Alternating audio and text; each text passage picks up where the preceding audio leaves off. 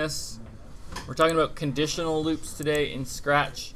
That is where the code runs until a condition is not met, and then it stops. Okay? Shh. So this first loop is like, it would run this code 10 times, and that's called a counted loop, because we can count. We can make variables to decide how to count that. But then there's one other loop. It's not as useful as the counted loop, but it is used sometimes.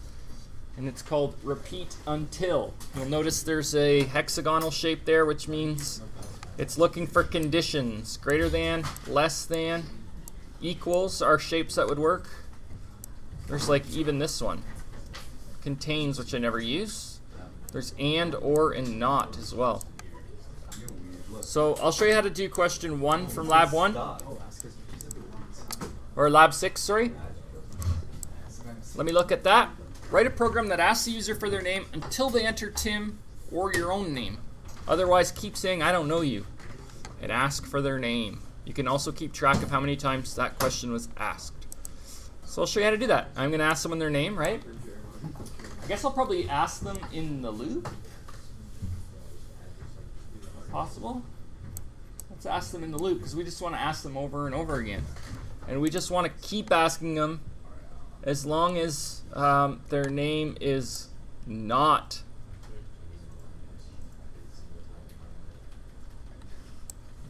answer is not equal to Tim. See if that works. Answer is not equal to Tim with a capital T-I-M. Okay. So let's run it.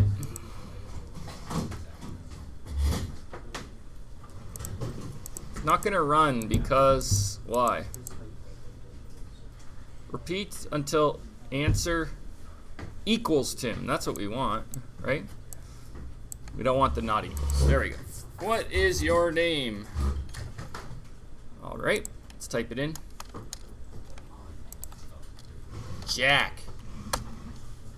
What's your name? He just keeps asking it. Sam. What's your name? Olga. What's your name? Tim with a capital T-I-M. Then it stops the code. So that's, I think it's working, but it's not really saying anything yet. So what's your name? Repeat until answer equals Tim. Maybe I should ask right as I start the question too. Okay. And then, so before I even start my loop, I'm going to ask. Then I'm going to check if it equals Tim. And if it's not equal to Tim, I'll say, I don't know you. I don't know you. And then I'll ask, what's your name again?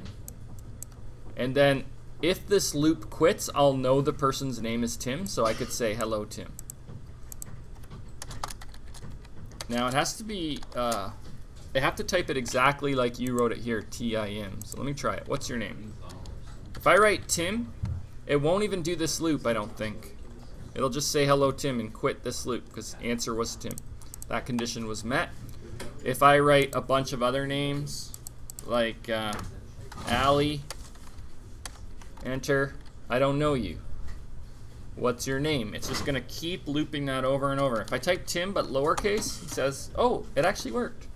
So Scratch can recognize lowercase and uppercase. That's how you do a repeat until loop. It'll just run this code over and over again until this condition is met. Try that out on your own. Try questions 2 and 3.